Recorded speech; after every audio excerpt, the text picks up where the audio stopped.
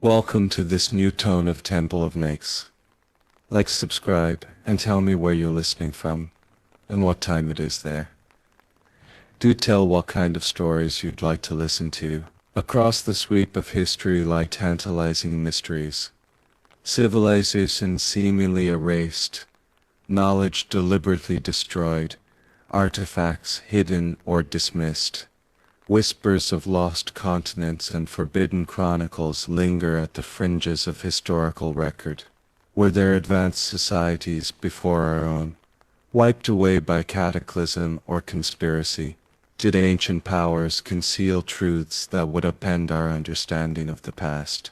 From sunken cities and suppressed archaeological discoveries, to forbidden knowledge locked away in secret archives, we will traverse a landscape of intrigue where fact and myth intertwine. Let us begin from the lost or erased civilizations.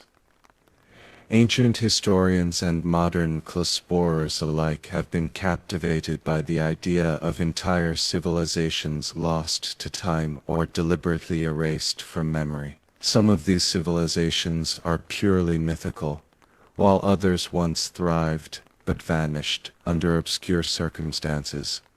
We begin with the grand archetype of a lost civilization, Atlantis, the island empire described by Plato, and then turn to others. What truth hides in these tales, and why have powerful forces kept such histories secret? Atlantis, the Sunken Empire, and its supposed suppression, Pathopes, is synonymous with lost civilization. A mighty island kingdom said to have sunk beneath the ocean in a remote age. The story originates with the Greek philosopher Plato, who in the 4th century BC wrote of a great naval power called Atlantis, that existed 9,000 years before his time. In Plato's dialogues, Timaeus and Critias, Atlantis is depicted as a technologically advanced utopian society that grew arrogant and was punished by the gods with a cataclysmic flood and earthquake, sending the entire island to the bottom of the sea. Plato presented the tale as a moral allegory, a parable of hubris, rather than a historical account. Indeed, as classical scholars note, Plato never intended Atlantis to be taken as literal history. He set it as a fictional foil to the virtues of Athens. Yet, the evocative image of a vanished advanced civilization refused to die. For over 2 millennia, people have speculated that Atlantis was real, that perhaps Plato's story was based on an older tradition or real event that became myth. During the Age of Exploration, Europeans even used Atlantis to explain the new lands and advanced indigenous cultures they encountered overseas. By the 19th century, writers like Ignatius Donnelly popularized the idea that Atlantis was a lost continent that had birthed all later civilizations before perishing in the Great Flood. Donnelly's Atlantis, the Antediluvian World, 1882, argued that Atlanteans were a super-civilization who dispersed to Egypt, the Americas, and beyond after a deluge, a notion that powerfully influenced modern Atlantis lore. Despite the lack of concrete evidence, the myth of Atlantis persists, and some enthusiasts accuse mainstream archaeologists of a cover-up. In recent years, public fascination surged, thanks to media like the Netflix series Ancient Apocalypse, which hints that academia is hiding proof of a sophisticated Ice Age civilization, a clear nod to Atlantis-like theories. National Geographic reports that the absence of evidence hasn't stopped people from insisting that archaeologists are involved in a cover-up of Atlantis.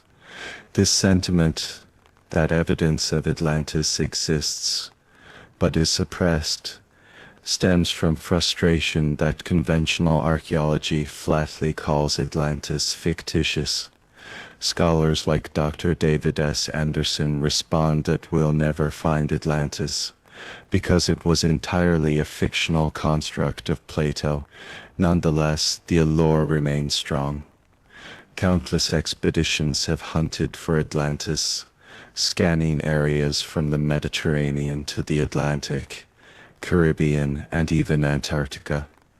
Over time, various locations have been proposed as the real Atlantis. The Greek island of Santorini, Thera, which suffered a massive volcanic eruption 1600 BC, destroying the advanced Minoan civilization, perhaps an inspiration for Atlantis. The mythical continent of Mola Moria in the Pacific, the Azores or other mid-Atlantic ridges, and more recently even the Sahara Desert's Richat structure, the Eye of the Sahara in Mauritania, with concentric ringed landforms, vaguely matching Plato's city layout. The Richat theory is a fringe claim, but it has gained internet traction, despite archaeologists noting that Richat's geology predates humans, and that no archaeological remains of a city exist there. In academic circles, Atlantis is seen not as a real place to be discovered, but as a cautionary tale or philosophical lesson, lacking any confirmed historical core. Still, believers often suspect a deliberate suppression. Some accuse institutions of hiding artifacts like unusual underwater ruins. Indeed, there have been sensational announcements, e.g., a few researchers in the 2000s claimed to have found structures off Spain's coast, resembling Atlantis, only for others to debunk or question the finding. Every time a promising lead fails, conspiracy-minded enthusiasts grow more convinced that someone is concealing the truth. They point to the conservative nature of academia, suggesting that admitting an advanced 10,000-year-old civilization would overturn the established timeline, and thus is resisted at all costs. It's an extraordinary claim, and extraordinary claims demand extraordinary evidence, which so far Atlantis hunters have not produced. But in the court of public imagination, the verdict often leans toward, maybe they don't want us to. It's worth noting that the Atlantis story may indeed encode grains of historical truth, just not in the way people think. Many scholars believe Plato loosely based Atlantis on real events like the destruction of Helike, a Greek city sunk by a quake in 3073 BC. And Minoan eruption on Thera. Thus, the tale might be a distant cultural memory of disasters, illustrating how myth can preserve a kernel of reality. Modern science has also uncovered that around 9600 BC, the end of the last ice age, sea levels rose drastically, inundating coastal areas, potentially the basis of global flood myths. It's conceivable that legends like Atlantis are poetic echoes of these post-Ice Age drownings. If so, the cover-up is less a nefarious plot and more our own lost memory of prehistoric traumas. Even as scientists remain skeptical, the Atlantean narrative thrives on the fringe. Recent decades saw theories of high technology in Atlantis, crystal power generators, aircraft called Vimanas, etc., often tied to pseudo-scientific ideas or psychic visions. None of this is in Plato.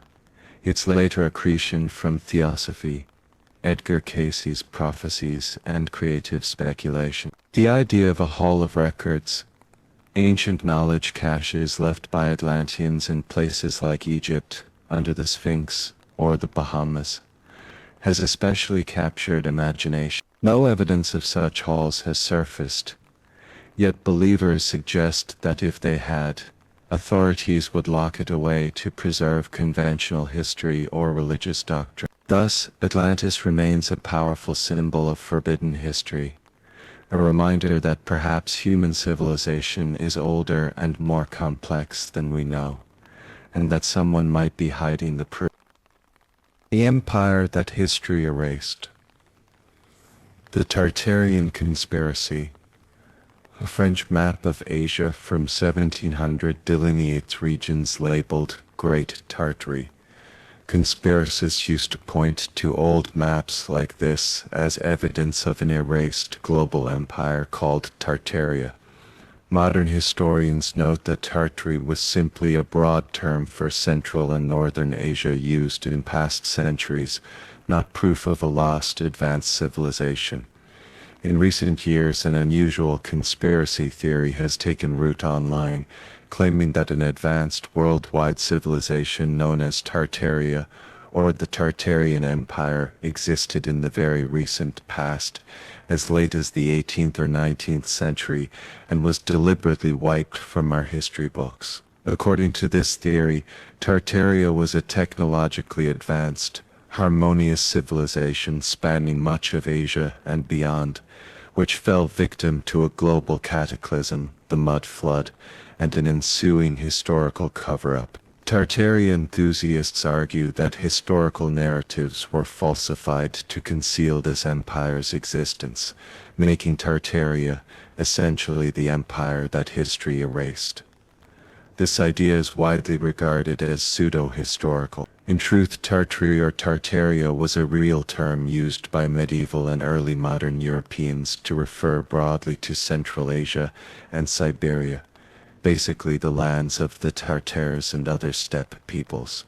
It was a geographic label, not a single empire. By the 19th century, as maps became more precise, Tartary fell out of use. However, internet conspiracy communities revived Tartaria as a lost super-civilization, weaving a fantastical narrative that Tartaria had free energy technology, majestic architecture, and perhaps even global reach, only to be expunged by the victors of recent history. The theory took off around 2016 on forums and social media, often divorced from its obscure origins in Russian nationalist fringe literature of the 20th. What are the signs of Tartaria's hidden legacy, according to proponents? They point to anomalies in architecture and photographs from the 1800s, for example Tassant. The presence of grand Old World-style buildings, with Greco-Roman columns, domes, intricate ornamentation on every continent, including in young American cities by the 1800s, seems to Tartaria theorists to be too advanced to have been built by the societies of that time. They speculate these structures, from the U.S. Capitol to ornate train stations, were actually Tartarian buildings, inherited or repurposed after the empire fell.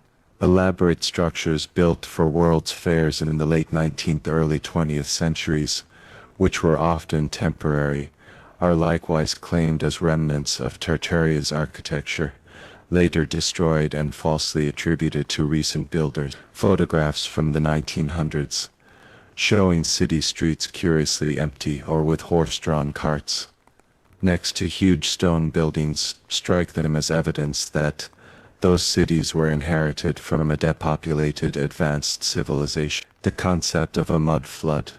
Adherents believe a catastrophic mud flood sometime in the 1800s buried cities worldwide, wiping out Tartarians. They note how many old buildings have submerged lower levels or doors and windows at ground level that seem half buried, interpreting this as literal mud flood sediment covering first floors. Mainstream explanations for buried floors usually involve gradual elevation changes, rebuilding or sanitation fills in old cities, not a global mud tsunami.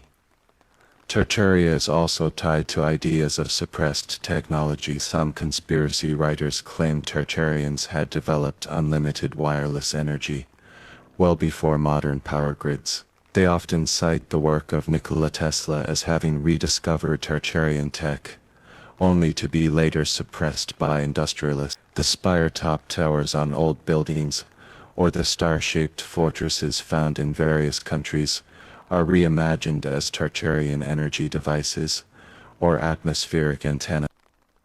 Believers further assert that World War I and II were partly staged to eradicate remaining Tartarian architecture and infrastructure, a drastic claim reflecting a profound distrust in accepted history. They see the extensive bombings of historic cities during WWA as conveniently wiping out Tartarian traces, though obviously those bombings had well-documented wartime causes.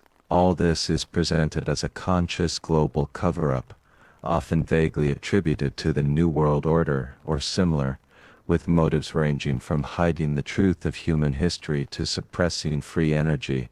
It is easy to see why academia dismisses the Tartaria theory as extremist fantasy. Historians point out there is ample documentation of those buildings' real construction by known cultures, and no record whatsoever of a Tartarian empire's existence in genuine historical sources. The Russian Geographical Society even addressed the conspiracy, showcasing many original maps of Tartary in its archives to explain the term's historical usage, directly debunking the notion that Tartaria was ignored by historians. One writer called Tartaria the QAnon of architecture, highlighting how it spreads through compelling visuals and distrust of authority rather than evidence. Indeed, modern meme culture has propelled Tartaria. People share intriguing old photos with speculative captions, and a self-reinforcing lore emerges. Nonetheless, the Tartaria cover-up theory's popularity is itself a sociological phenomenon. It reflects a cultural discontent with modernism, a nostalgia for classical aesthetics, and a suspicion that our true history has been hidden. Those ornate Gilded Age buildings do inspire awe. It can feel like we've lost some grand knowledge of beauty and engineering. The Tartaria myth gives a narrative, albeit fictional, to that feeling. Perhaps we didn't build this, perhaps a greater civilization did, and we are just living in its ruin. From an investigative standpoint, there's no evidence of Tartaria's supposed cover-up beyond the reinterpretation of historical artifacts. But the fact such a theory arose and spread rapidly is telling. It shows how, in the information age, people are re-examining history with fresh, if not critical eyes, and sometimes reaching very unorthodox conclusions. Tartaria is a modern myth, one born of internet-fueled speculation, yet it cleverly uses real historical elements. Maps labeled Tartary, peculiar photos as evidence, blurring the line between reality and fiction for those not well-versed in the sources. As we proceed, keep Tartaria in mind as a cautionary case of a perceived cover-up. It warns us that sometimes the most persuasive mysteries come not from secret archives, but from our own desire to find hidden patterns in the past. Beneath the ice, the allure of ancient Antarctica. If a lost civilization can be imagined in the ocean, why not under the ice? The notion of an ancient Antarctic civilization is another idea straddling the boundary of science fiction and conspiracy. On the face of it, the prospect sounds absurd. Antarctica has been buried under ice for millions of years, making human habitation in the recent prehistoric past essentially impossible. Yet, a persistent subset of fringe theorists believe Antarctica holds deep secrets. Maybe a fallen Atlantean outpost, maybe a refuge of extraterrestrials, or a high-tech Nazi hideout from WWO. These ideas have circulated in speculative fiction for decades, and have been given new life by internet communities. Let's unpack the main threads of the Antarctica cover-up mythos. Mythos: prehistoric civilization or Atlantis in Antarctica. One of the oldest evidences cited is the Piri-Reis map. This Ottoman map intriguingly depicts the South American coast and some claim a portion of an ice-free landmass where Antarctica is. Enthusiasts like Charles Hapgood in the 1960s argued that Piri Reis must have based his chart on ancient source maps from a time when Antarctica's coast was unfrozen, implying a seafaring civilization predating the known timeline. However, scientists have debunked this. The extra land on the Piri Reis map is likely an awkward portrayal of South America, or mythical southern continent notions, not a real Antarctic coastline. Modern research confirms Antarctica has been ice-covered for at least 15 million years, far preceding humans. Thus, any claim that people mapped an ice-free Antarctica is untenable. The more plausible explanation is that Renaissance geographers, including Piri Reis, assumed a large southern land, Terra Australis, must exist for balance, a common belief of the time. The Pyramids of Antarctica. In 2016, satellite photos and mountain images went viral because they resembled giant pyramids emerging from the ice. Speculation ran rampant that these perfectly triangular peaks were man-made structures, perhaps left by an ancient Antarctic civilization or aliens. Geologists quickly responded that these are just nunataks, mountain summits protruding through ice, shaped by normal erosion. One striking pyramid-like mountain with 4 sharp ridges was cited by glaciologists, who explained how freeze-thaw weathering and uniform rock structure can yield a pyramidal form. In short, nature can and does produce symmetric shapes. As one expert said, "This is just a mountain that looks like a pyramid." Despite logical explanations, some people remain undaunted by evidence, logic or critical thinking, insisting these peaks are artificial and that more mysteries lie beneath. Conspiracy forums propose that governments discovered actual pyramid ruins under the ice and are covering it up to avoid chaos or because it connects to biblical narratives, all unsupported assertions. A Nunatak Rocky Mountain in Antarctica with a sharp pyramidal shape. Conspiracy theories circulated that such peaks are ancient pyramids built by a lost civilization, but geologists confirm they are natural formations carved by erosion. This photo shows how a mountain's symmetric form can ignite speculation. Arnral Bird and Hollow Earth Legends. A significant chapter in Antarctic lore comes from Admiral Richard E. Byrd, the famous American explorer who led expeditions to the poles in the 1930s-40s. In conspiracy literature, Byrd is often cast as having encountered astonishing things in Antarctica, like an entrance to a hollow earth or a hidden civilization. Some even cite a supposed secret diary of Byrd's describing flying craft and an underground realm, though this diary's authenticity is highly dubious. The facts are that Byrd's 1946-47 mission, Operation High Jump, was a large Navy exercise in Antarctica. It concluded early, fueling post-war rumors of a confrontation with escaped Nazis or other unknown forces.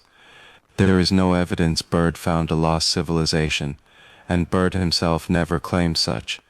However, the Hollow Earth theory co-opted his legacy, spinning tales that he met ancient beings inside the Earth at the South Pole. This was pure invention, but it became an enduring conspiracy meme. In 2022, an internet hoax surfaced with supposedly leaked top-secret photos from Byrd's expeditions, showing Greco-Roman style ruins in Antarctica. These images were later confirmed to be AI-generated fakes created as a commentary on misinformation. Fascinatingly, many people believed them, prompting viral claims like "This is why no one is allowed to visit Antarctica. Every government conspired to hide the truth." Ryers did a fact-check, revealing the images came from an artist who intentionally used AI to simulate a fake Antarctic lost city, essentially a social experiment to show how easily people can be fooled. The artist even left AI watermarks on the images, which some eagle-eyed viewers noticed. This incident demonstrates the potent mix of Antarctic mystery plus internet gullibility. It also shows that while real cover-ups are not evident, The belief in an Antarctic cover-up is certainly real and resilient. Nazi UFOs and military secrecy. Another layer involves WWOs and Cold War secrecy.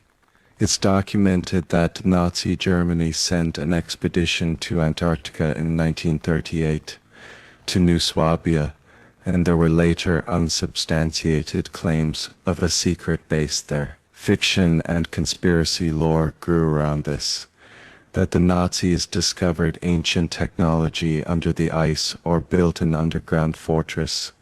Some stories claim the post-war U.S. Operation High Jump's true goal was to eliminate this Nazi Antarctic stronghold, encountering flying saucers, etc., while entertaining historians find no credible support for these tales.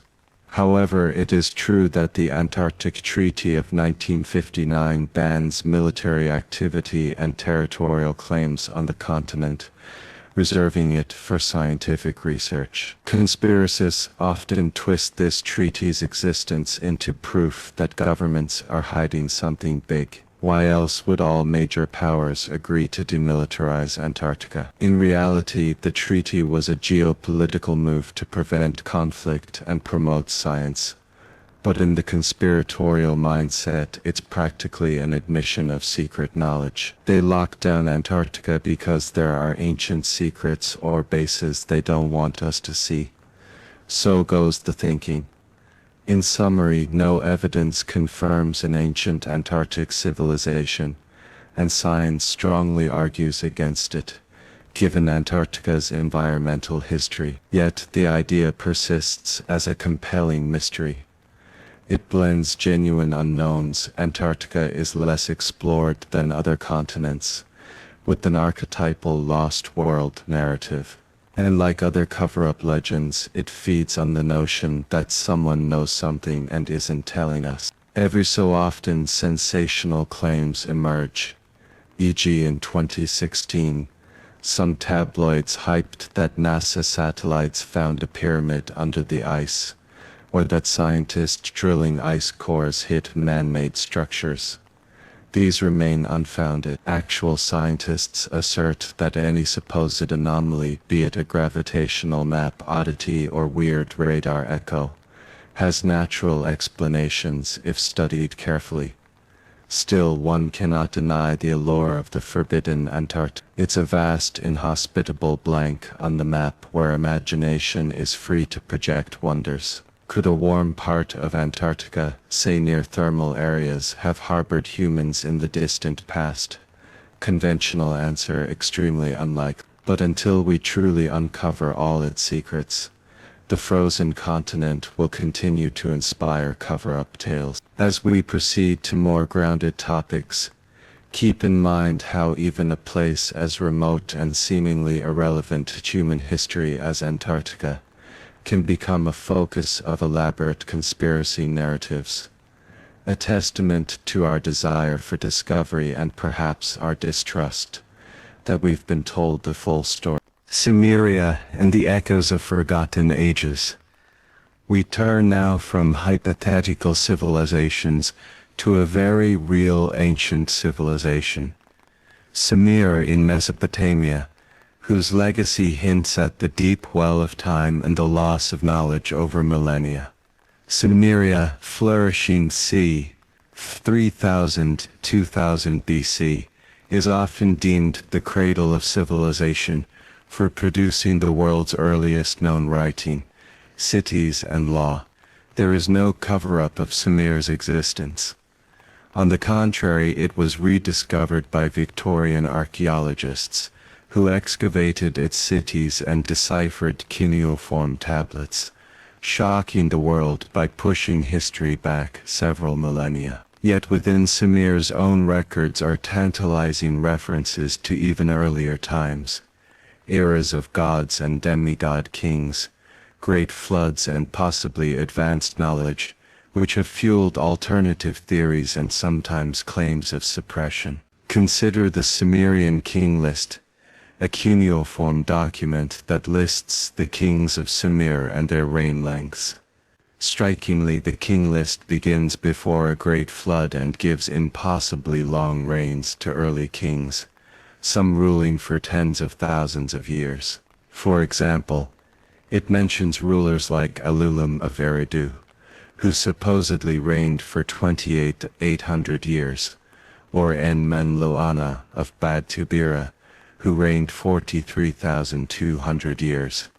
After a cataclysmic flood, then the flood swept over, the reigns become more reasonable, hundreds of years, then decades. Mainstream historians interpret the pre-flood part as mythology, a cultural memory of antediluvian times comparable to the biblical patriarchs, with their long lifespans. It suggests that the Sumerians themselves believed in an antediluvian golden age, when gods or godlike humans ruled vast spans of time, until a flood reset civilization. To someone with a speculative bent, this raises questions. Were those extremely long reigns pure fiction, or could they encode some truth, perhaps that the Sumerians inherited knowledge from a prior civilization before a flood? Fringe authors like Zecharia Sitchin famously claimed Sumerian text described alien gods, the Anunnaki, who established human civilization 450,000 years ago, and that the king list's enormous timescales reflect these non-human rulers. Sitchin's ideas are not taken seriously by scholars, but they are immensely popular and have seeded conspiracy claims that the truth of the Anunnaki was covered up by academics. In reality, professional Assyriologists did translate and publish these tablets. That's how Sitchin knew of them. Nothing was hidden. The difference lies in interpretation, mainstream versus speculative. However, it is true that much direct Sumerian knowledge was lost for ages. Their script had to be deciphered in the 19th century, meaning that for over 2,000 years nobody could read Sumerian. One might say history itself forgot Sumer. The Greeks and Bible knew of Babylon and Assyria, but Sumer's existence and its trove of written lore vanished until modern digs at Ur, Nippur, etc. uncovered it. When we finally read their tablets, we found the earliest creation myth, flood story, and epic poem, Gilgamesh, on record, parallels to biblical accounts that some initially found troubling. In the late 1800s, when the Epic of Gilgamesh and its flood narrative, with Utnapishtim akin to Noah, were translated, it caused an uproar in theological circles. Some Victorians even accused archaeologists of trying to undermine the Bible, but ultimately these finds were not suppressed.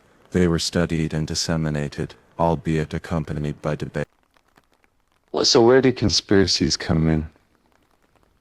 Dealing not with Sumer's discovery per se, but with those who believe Sumerian texts hold explosive truths, like proof of extraterrestrial contact, or high science that the establishment ignores. For example, Sitchin and others point to one Sumerian description of the solar system that intriguingly lists all known planets, plus one more dubbed Nibiru, or Planet X.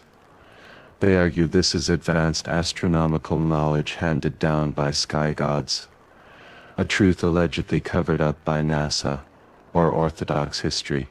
The scientific rebuttal is that Sumerian cosmology, while impressive, was geocentric, and not nearly as precise as claimed. The extraplanet interpretation is dubious.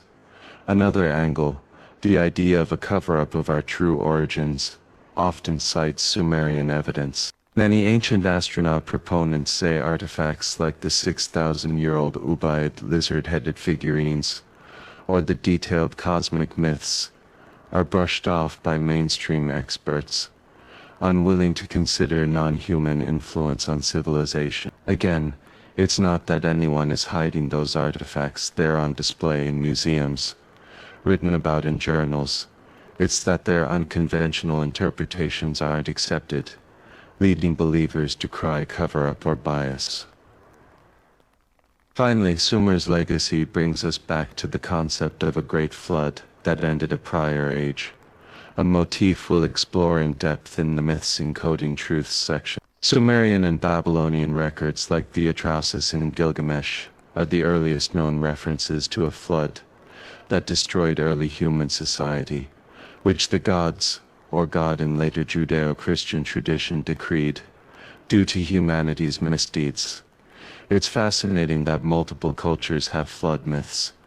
Some researchers like Graham Hancock suggest this reflects a real massive sea level rise. If a relatively advanced human culture existed during the Ice Age and was wiped out by those floods, could it be that Sumerians, being among the first new civilizations, after retained a distant memory of that? Hancock's hypothesis of an Ice Age civilization, for which he compiles various clues, implies that mainstream institutions suppress and ridicule such ideas because they upend the timeline. As we'll see later, Hancock's ideas have indeed been controversial, but widely disseminated rather than censored.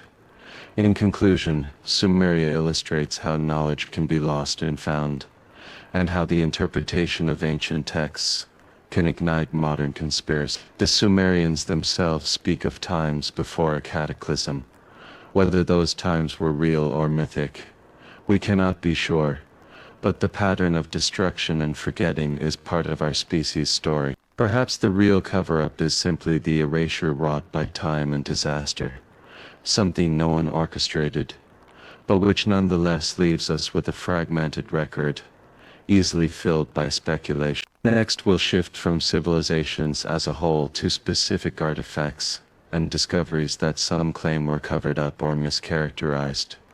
The physical clues that might testify to advanced ancient knowledge or beings, if only gatekeepers didn't stand in the way.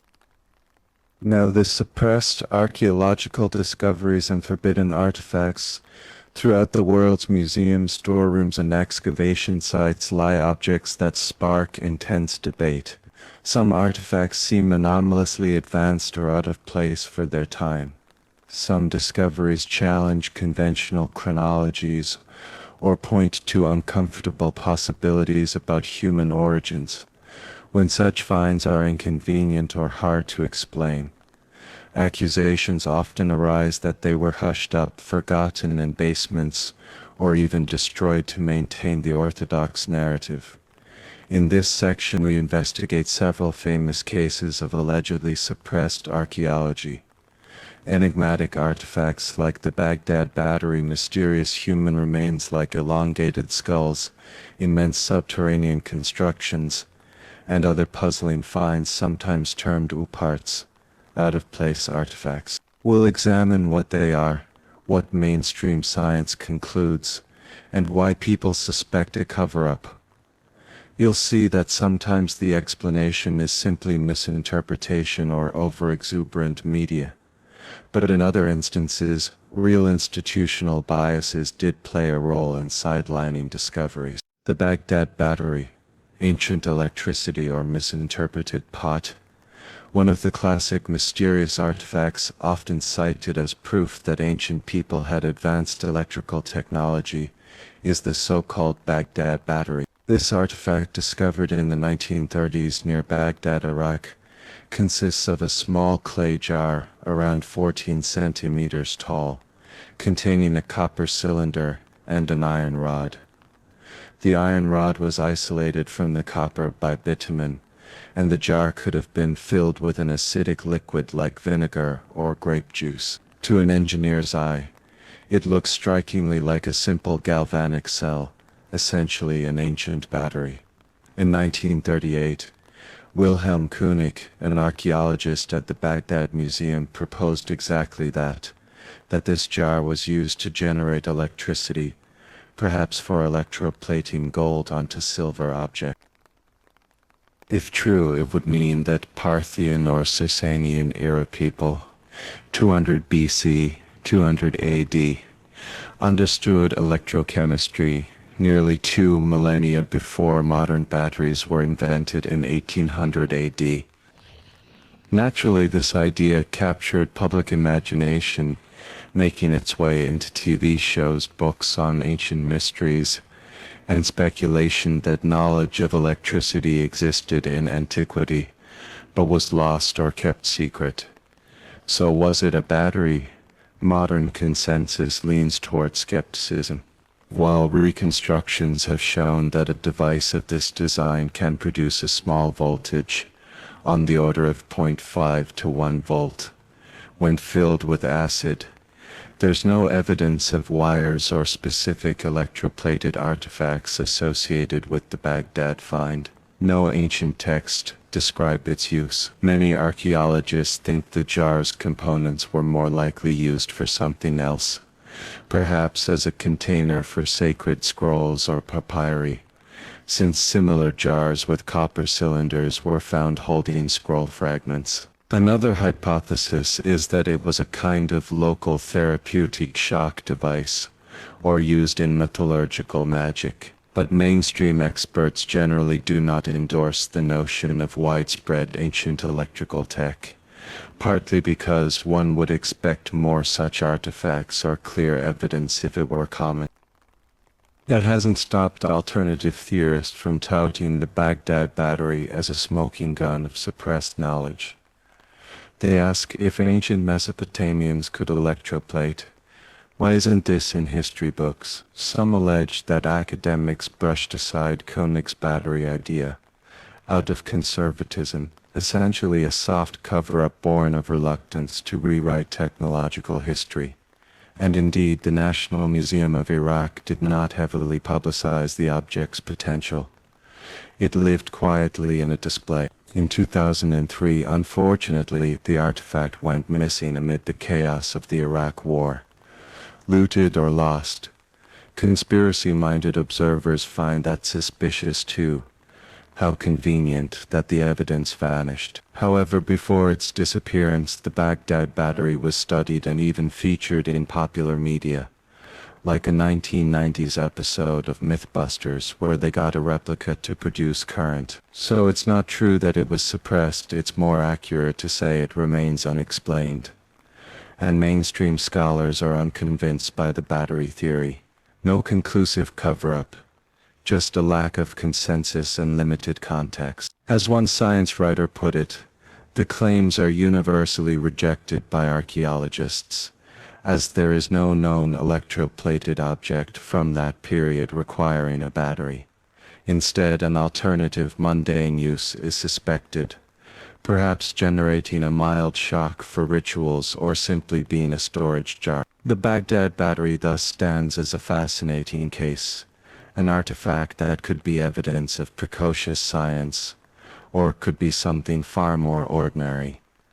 Without more data, the vacuum gets filled by speculation. If future digs in Iraq were to find an ancient workshop with a row of these jar batteries attached to metalwork, it would revolutionize history. But absent that, the piece fits the pattern of an anomaly, highlighted by alternative narratives and treated cautiously by professionals. Did the ancients harness electricity? We may never know for sure.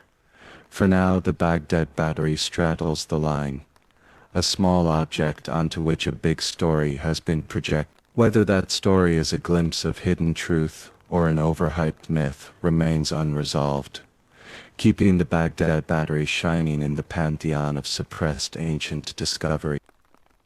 The elongated skulls, were they human deformation or hidden lineage? In various parts of the world, archaeologists have unearthed human skulls with strikingly elongated crania, tall, conical skulls that immediately evoke images of sci-fi alien heads. The most famous are the Paracas skulls from Peru, discovered in the 1920s by Peruvian archaeologist Julio Tello. Over 300 such skulls, dated around 1000 BC to 100 AD, were found in the Paracas region. At first glance, they look almost inhuman. The skull vault is extremely extended backward and upward. Anthropologists have long known the practice of cranial deformation.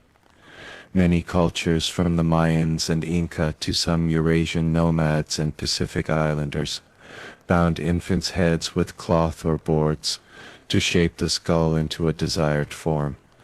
This artificial deformation can produce dramatic elongation, but importantly, it doesn't increase the skull's volume. It just reshapes it. The Paracas skulls, however, were claimed to have some differences, each greater volume and weight.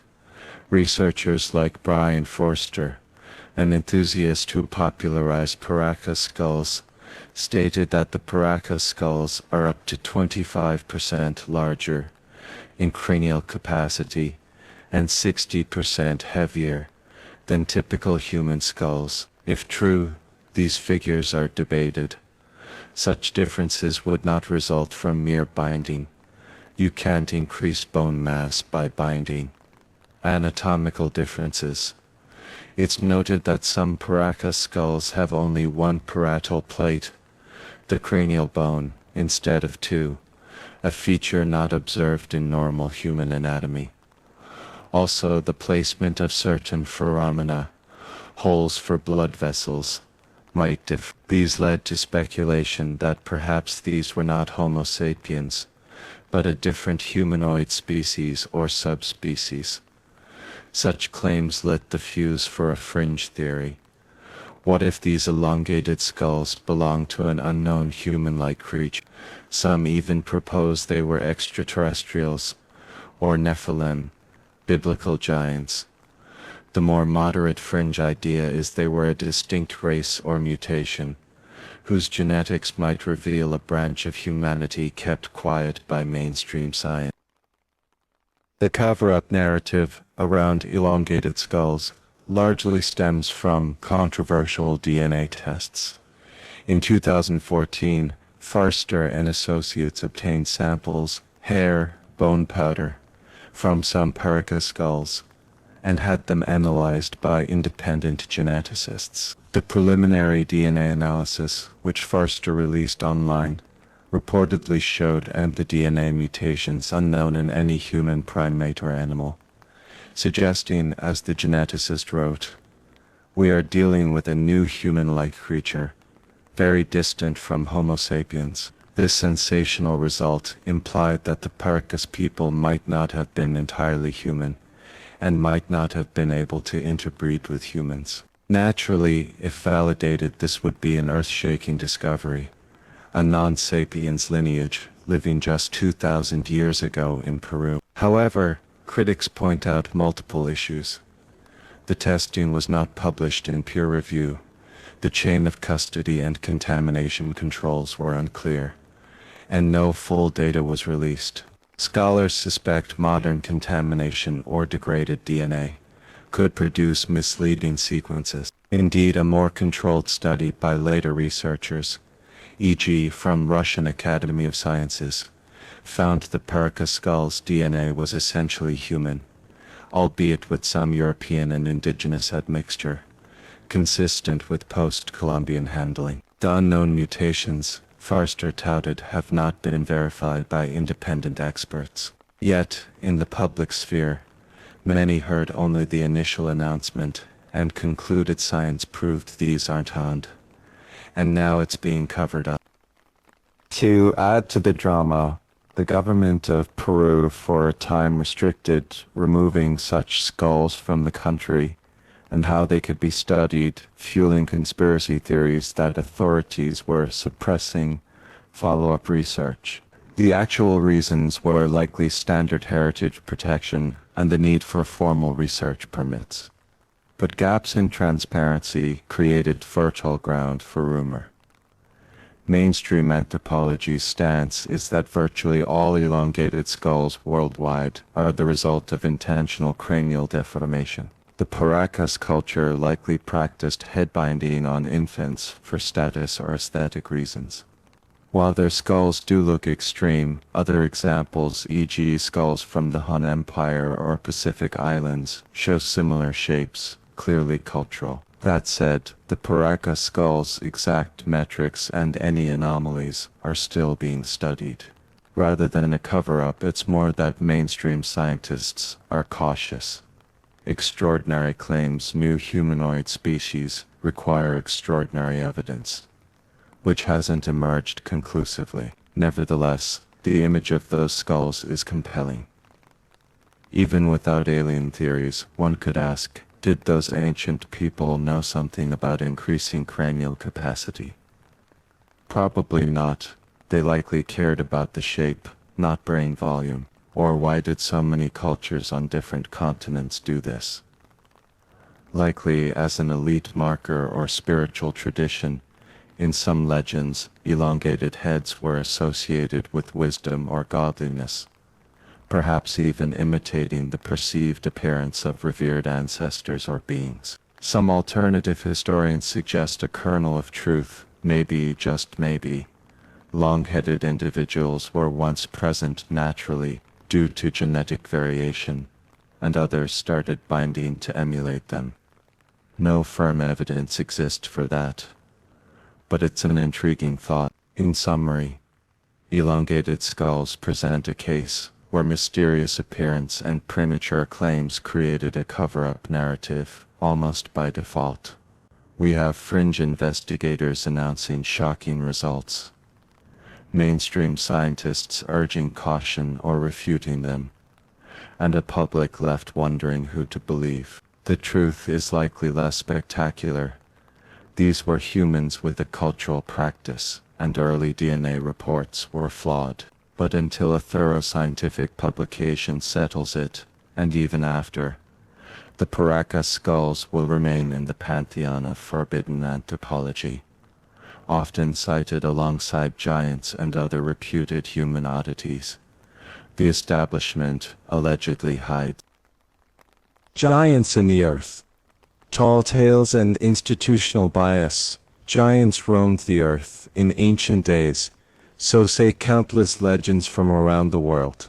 Enormous human-like skeletons, double or triple normal size, have been reported in folklore and, intriguingly, in a rash of 19th century newspaper articles from America. Could it be that giant humanoids, say 8 to 12 feet tall, existed, and that evidence for them was systematically covered up? This idea has surprising endurance, often tied to accusations against institutions like the Smithsonian. Let's examine the origin and fate of the giant skeleton cover-up narrative. During the 1800s, especially in the United States, a period of rampant antiquarian digging in Native American burial mounds led to numerous claims of giant bones unearthed. Local news would occasionally print sensational stories, farmers finding skeletons 8 or 9 feet tall in their fields, or miners uncovering giant skulls, etc. These reports were often exaggerated, second-hand or outright hoaxes, but they entered the lore. The mythos that emerged was that an ancient race of giants, sometimes linked to the biblical Nephilim or a lost tribe, built the monumental mounds, and that Native Americans had either descended from them or wiped them out. Notably, President Abraham Lincoln even poetically referenced the idea of giants, whose eyes gazed on Niagara in a lecture, showing the concept was in the zeitgeist. By the late 19th century, the Smithsonian Institution in Washington had become the repository for many excavated mound artifacts and remains.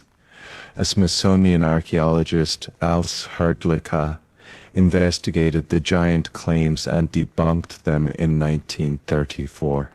He attributed reports of giants to misidentified large animal bones, exaggeration, or unusually tall individuals, maybe 7 feet, which in earlier times would seem gigantic.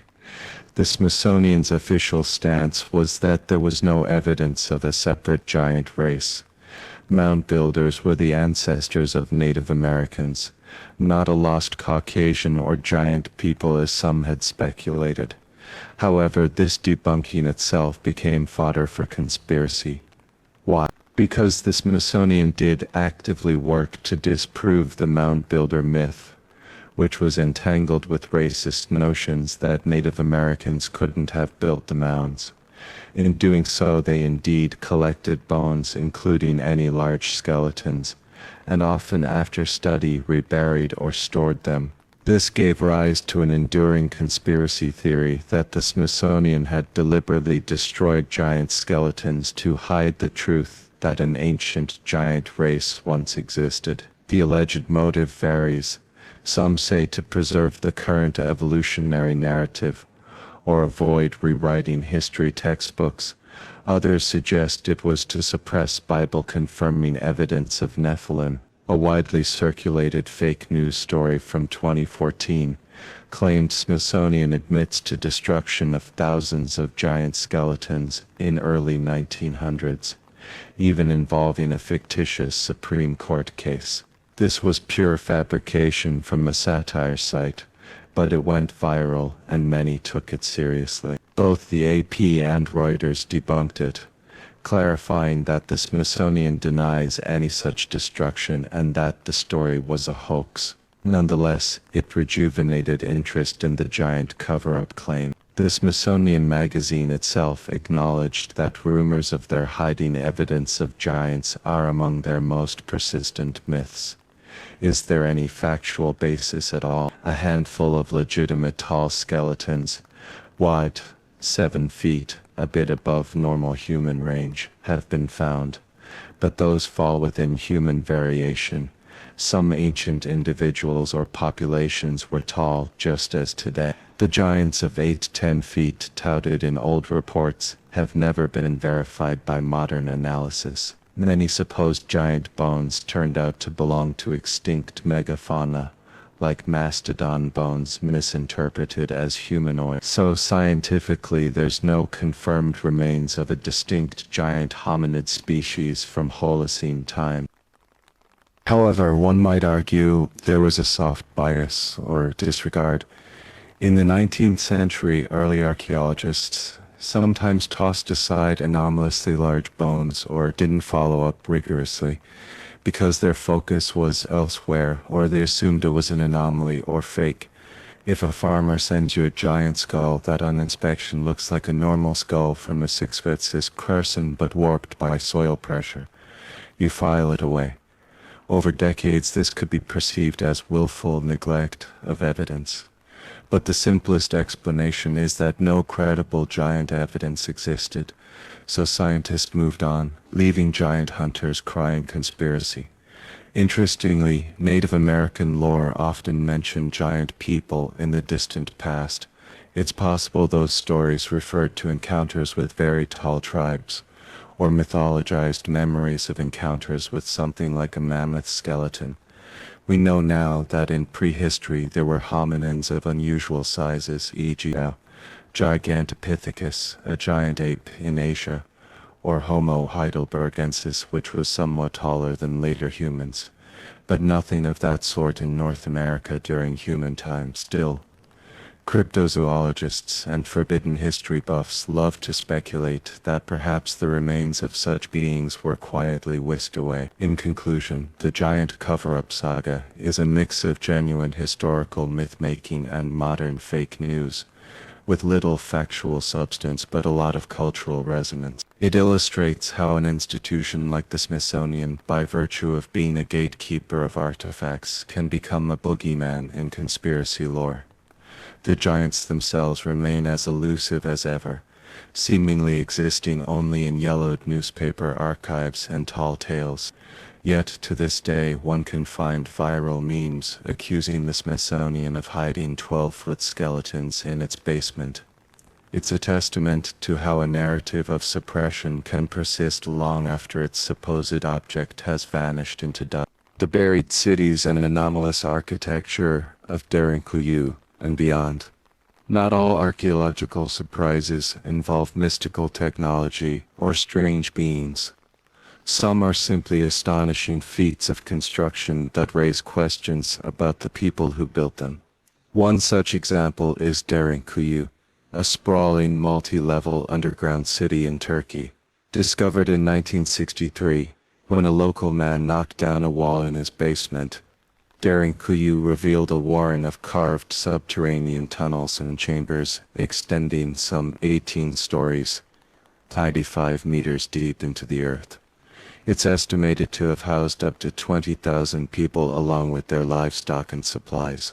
It includes ventilation shafts, wells, meeting halls, and heavy rolling stone doors to seal off corridors.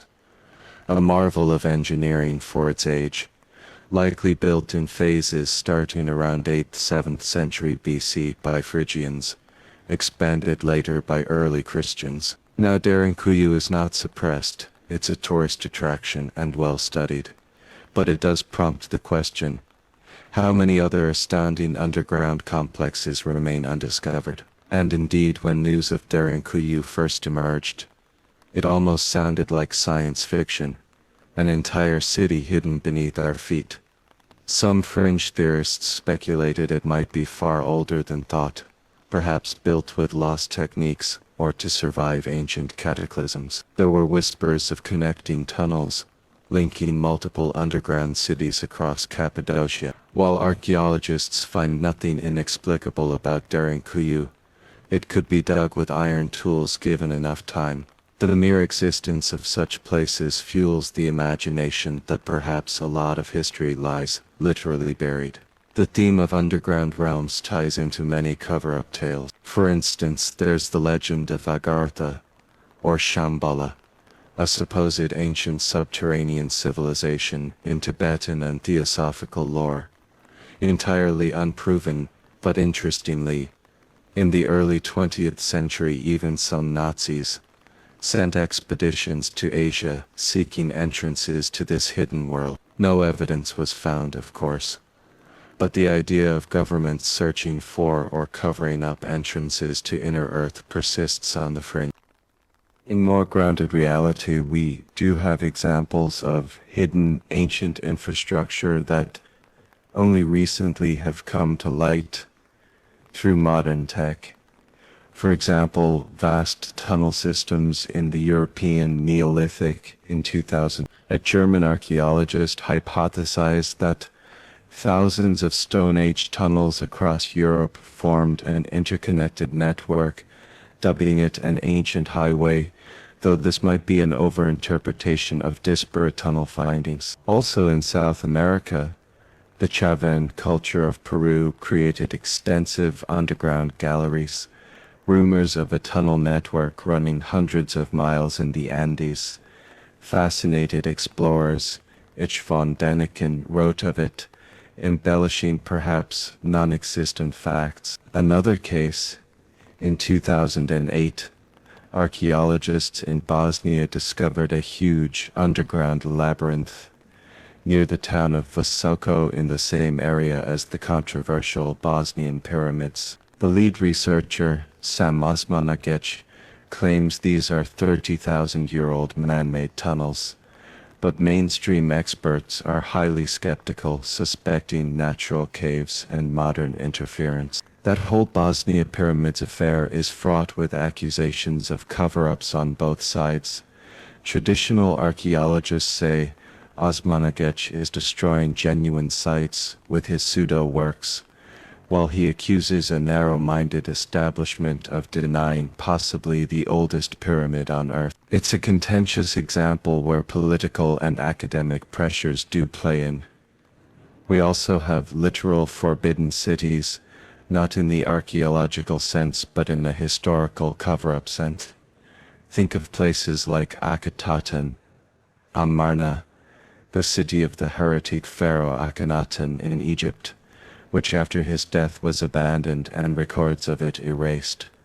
We'll detail that later in Obfuscation by Rulers. For centuries its ruins lay under sand, essentially a lost city purposely forgotten by its successors. Its eventual excavation in the 19th century was a huge find, and shows that sometimes powerful regimes did try to blot out cities and events from history, ancient cover-ups that modern archaeology can undo.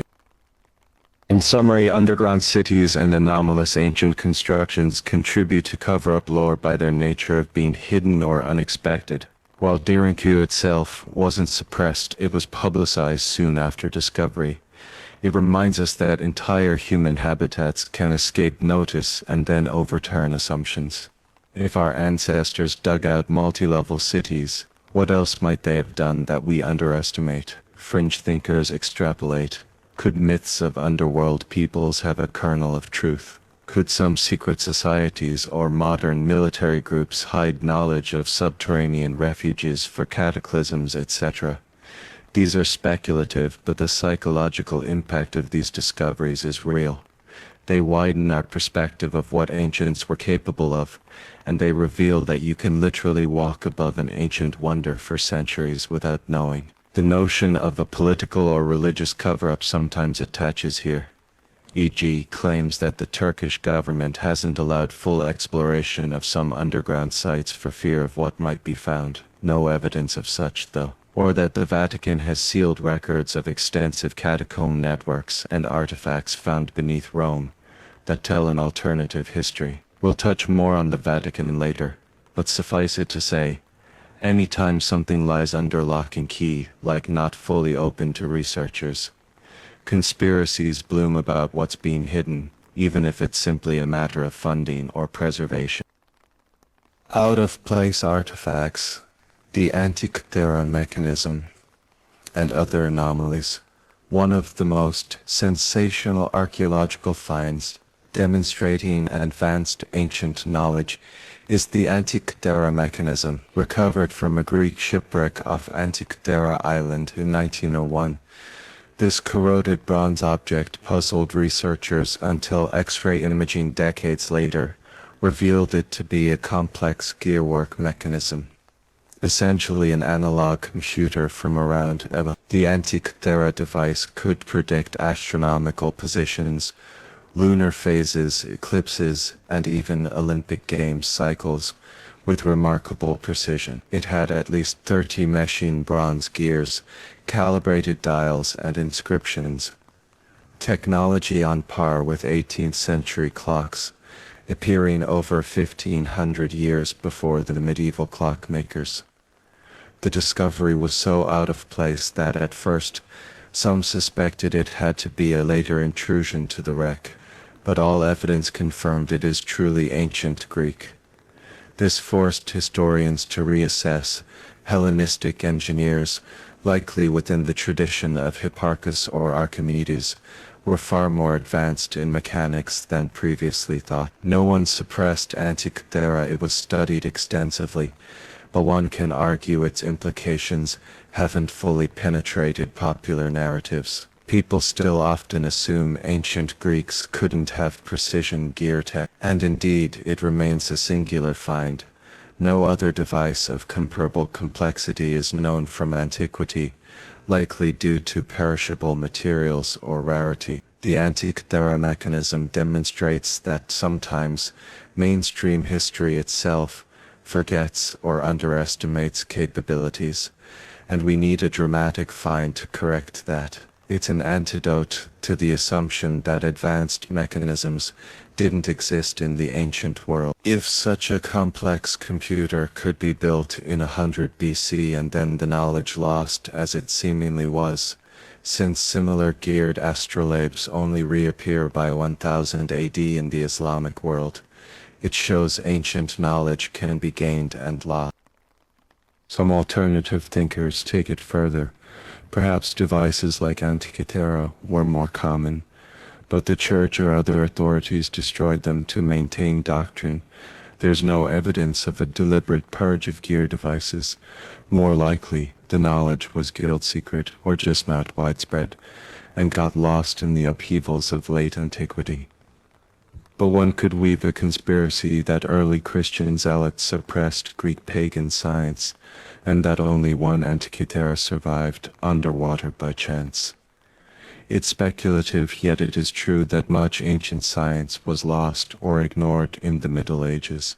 Other famous oparts, out-of-place artifacts often cited in fringe circles include the Saqqara bird, a small wooden carving from an Egyptian tomb, 2000 BC, that looks like a bird but with unusually shaped wings.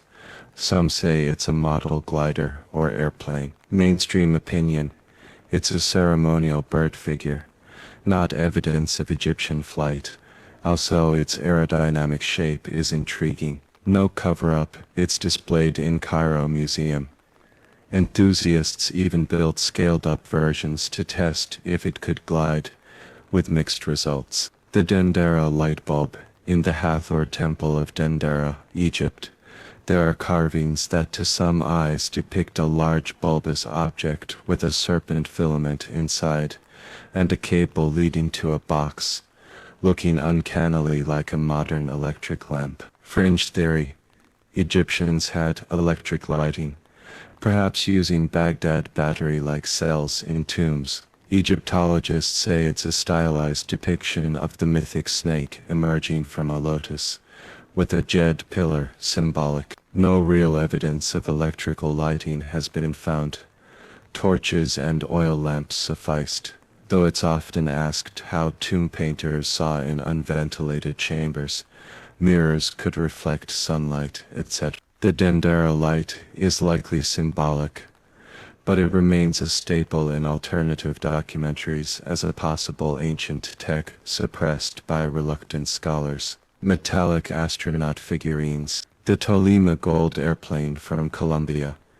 Tiny gold pendants, Quimbaya culture, 1000 AD, that look like delta wing jets with tail fins. Mainstream says they are stylized insects or birds. Others claim they depict aircraft, and that ancient people saw or had flying machines. Here no suppression, just interpretation differences, though it does raise the question what inspired that design. It might be coincidence in shape. Advanced metallurgy, such as the Delhi iron pillar, already 400 AD, that resists rusting due to a unique composition, or Damascus steel, medieval, with nanostructure carbon. These aren't cover-ups at all studied openly, but they hint that some material science knowledge existed that was later lost and only recently understood. Deep time anomalies. These are the most controversial, e.g. alleged footprints or tools in rock strata far older than humans, or the famous London artifact, an iron hammer found encased in supposed 100 million-year-old rock in Texas. Most of these have been explained as either misidentifications or modern objects that became stuck in old rock cracks and got mineralized.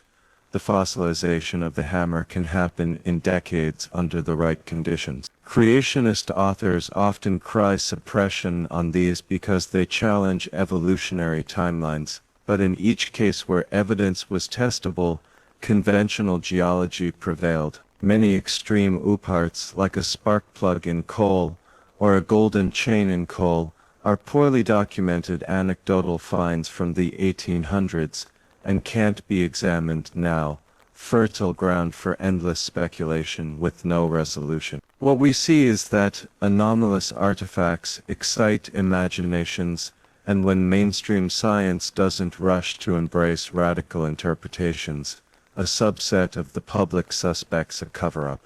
In reality, scientists might be just cautious or unconvinced by singular artifacts, without context. Yet, historically there have been instances of establishment resistance. The initial dismissal of the Antikythera mechanism's complexity, or the orthodox skepticism toward early evidence of humans in the Americas before Clovis culture. Some archaeologists allegedly stifled contrary evidence for years, more out of attachment to a theory than malice. Thus, suppressed artifacts occupy a gray area.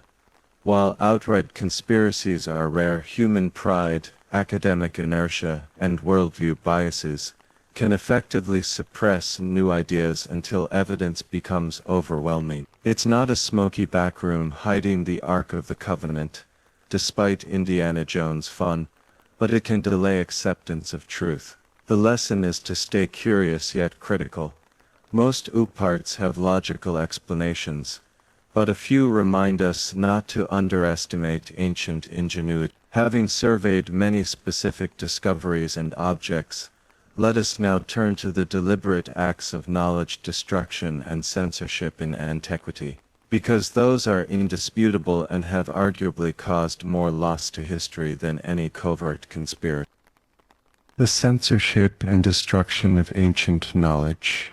One of the greatest tragedies in cultural memory is the deliberate destruction or suppression of knowledge. Empires fall, libraries burn, and with them vast swathes of human understanding can vanish forever. Unlike hidden artifacts or fringe conspiracies, these events are well attested, yet they fit our theme because they involve conscious decisions to obfuscate or eliminate information. Here we explore infamous examples like the burning of the Library of Alexandria, the guarded secrecy of the Vatican archives, and other instances where knowledge was kept from wider circulation, whether intentionally or by circumstance. These stories show that cover-ups need not be modern. Some of the most impactful cover-ups were carried out by ancient authorities themselves. The Great Library of Alexandria, Catastrophe and Loss. No symbol looms larger in the lore of lost knowledge than the Library of Alexandria. Established in the 3rd century BC in Egypt's city of Alexandria, under the Ptolemaic dynasty, the library, part of the Mausian Research Institute, was fabled to contain hundreds of thousands of scrolls, perhaps the sum of all human knowledge of that era. Works of literature, science, mathematics, history from Greece, Egypt, Persia, India and beyond were collected and copied there. It attracted the greatest scholars of antiquity. Its destruction has been lamented for ages as the single greatest loss of knowledge in history. But how was it destroyed? That question is surprisingly complex. Contrary to popular belief, the library did not perish in a single fire. No one shouted Eureka as flames engulfed everything in one night.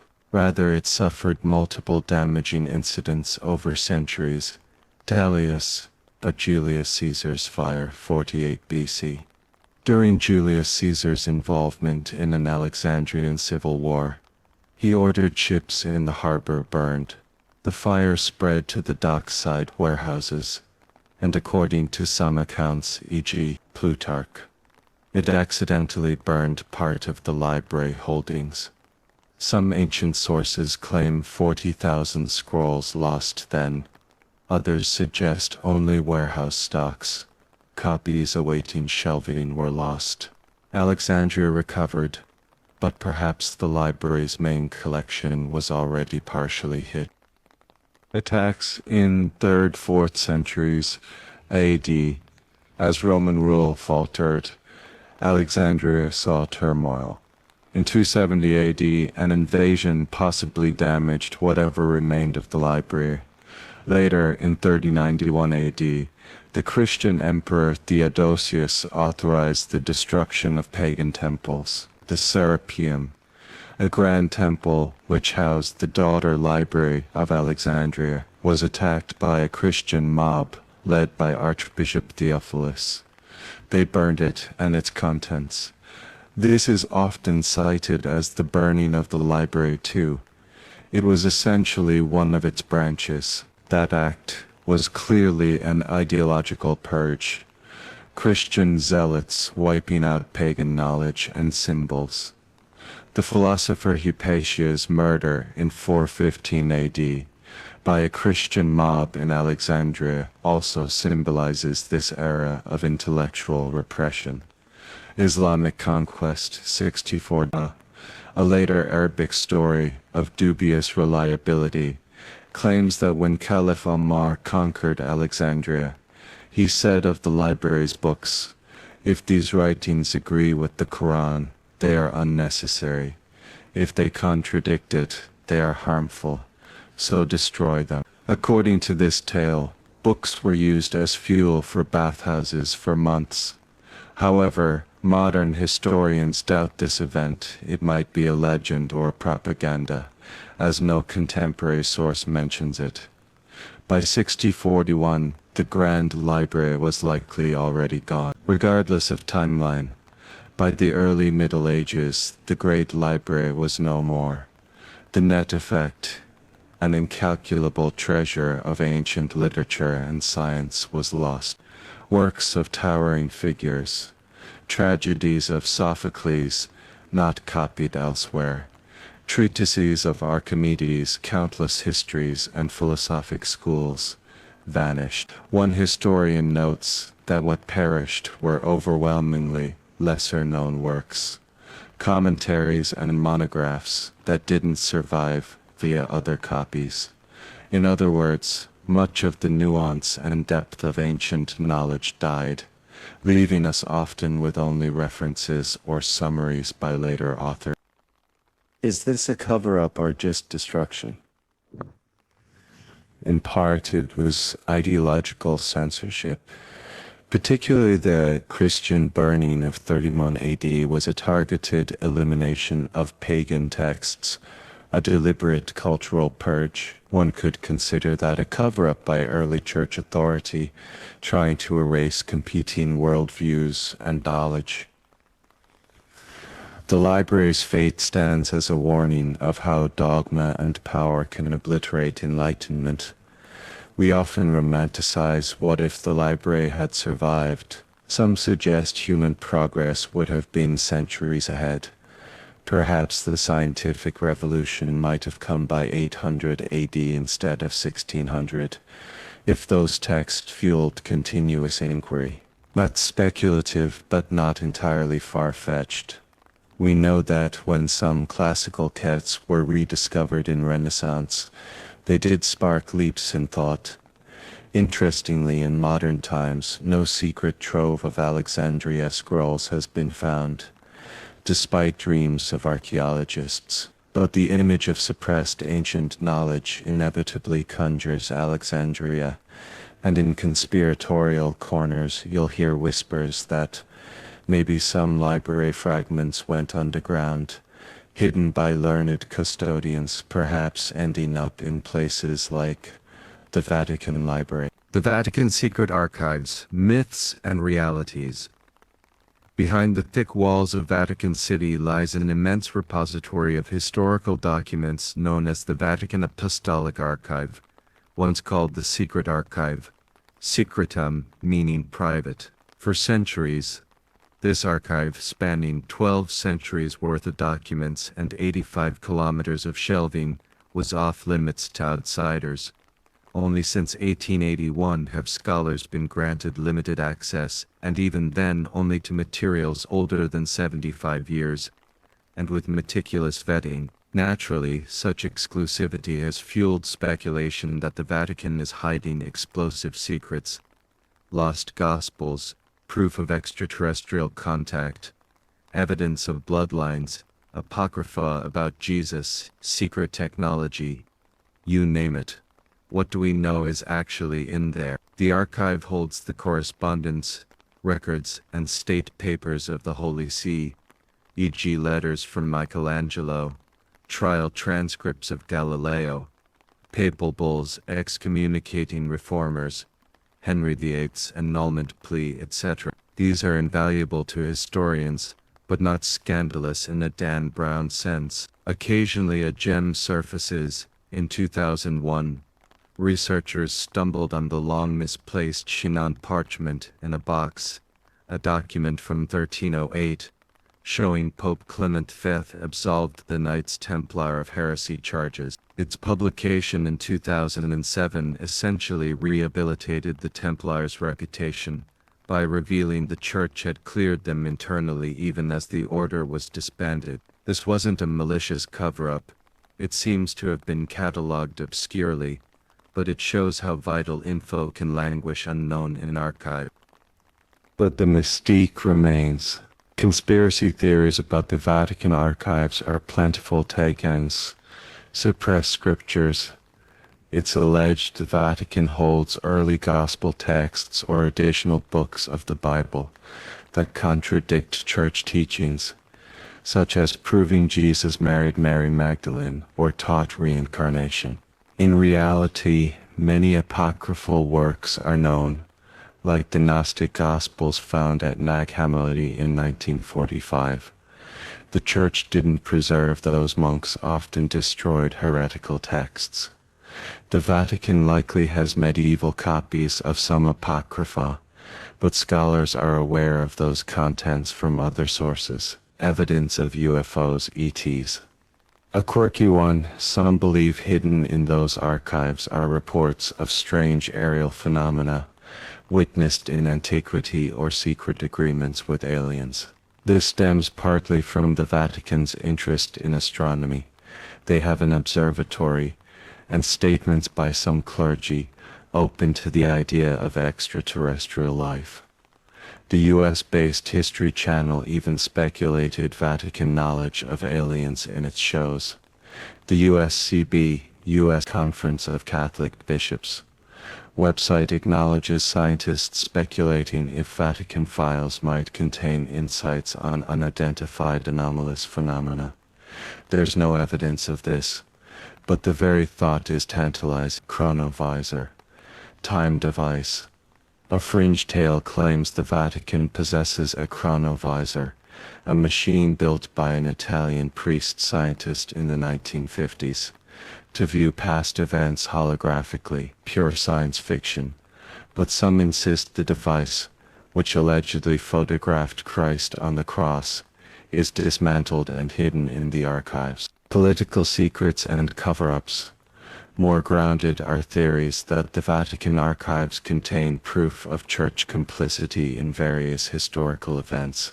WW dealings, like helping Nazi fugitives escape. Indeed, documents on the ratlines of Nazi war criminals are likely present, and Pope Pius XII's wartime role is still debated, with calls to open those archives fully, or details on scandals like the 1970s Vatican bank intrigues. The reality of access. Since the late 19th century, the Church has gradually allowed more scholars in, trying to shed the aura of mystery.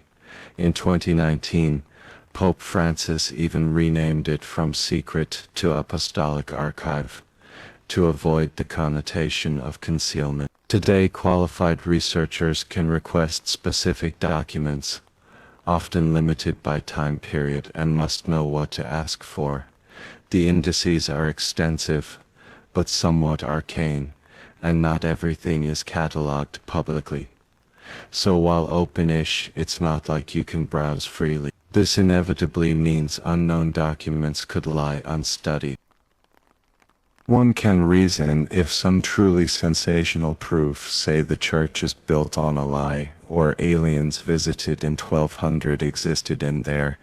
Given the number of scholars who have combed parts of it, it seems likely it would have leaked by now. On the other hand, the church might have separate, truly secret vaults we don't even know about. This is the point where imagination overtakes evidence.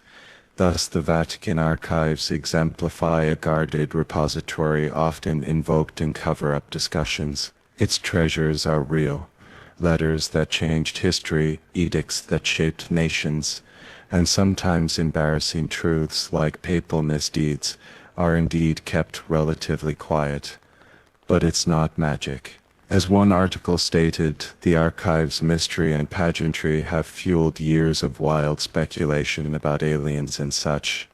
Yet what's inside is much more realistic. Still, so long as parts remain inaccessible, it will be a magnet for theorists who assume if I can't see it, it must be shocking. Other examples of knowledge suppression authorities through history include: the first emperor of China infamously ordered all history and philosophy books, except technical manuals, burned, and scholars buried alive, to erase past ideologies. A massive cover-up to start history with him. Later scholars reconstructed some texts, but much was lost, contributing to how ancient Chinese learning like Mohist science largely vanished. Spanish conquest and Maya Aztec codices. Catholic authorities in the New World. Bishop Diego de Landa notably burned stacks of indigenous manuscripts as pagan.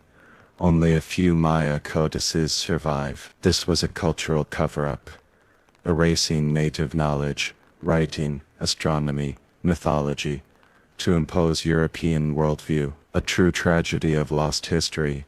Mayan civilization's details had to be painfully pieced back together. heretical texts and forbidden science. The Church in the Middle Ages maintained the Index Librorum Prohibitorum list of banned books. Certain scientific works, like on heliocentrism, were restricted. Galileo's writings, for example, were locked up for a time. Esoteric groups like the Cathars had their writings destroyed in inquisitions. Knowledge of certain heretical sects comes only from polemical accounts by their persecutors. A one-sided narrative, essentially a cover-up of their actual belief. All these illustrate purposeful suppression.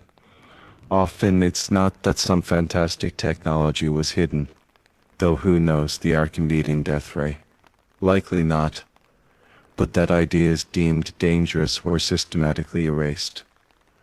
The echoes of those policies shape what sources survive for us today. As we near the end, we see a pattern. Knowledge and truth have frequently been casualties of power struggles, from Alexandria scrolls to Vatican vaults, from imperial decrees to inquisitorial bonfires. The story of lost knowledge is very real. It doesn't always need a modern Illuminati or government cover-up. Sometimes the conspirators were ancient priests, kings, or zealots. Finally, let's consider the interplay of myth and truth. How ancient stories themselves may encode memories of real events that have been obscured or dismissed, and how even today, acknowledging those might be uncomfortable for the status quo. Myths, legends, and the encoding of historical truths. Myths are often seen as just fanciful tales, but growing evidence suggests they can preserve distorted recollections of real occurrences. In this section, we examine a few pervasive ancient myths that some believe encode actual historical or prehistorical events, possibly events mainstream science has yet to fully acknowledge. Specifically, the Great Flood myths, the recurring legends of giant beings, and ancient texts describing weapons or wars reminiscent of modern nuclear devastation. Could these be narrative cover-ups, allegorical or dramatized retellings of phenomena that really happened? And if so, has orthodoxy covered up the connections out of skepticism?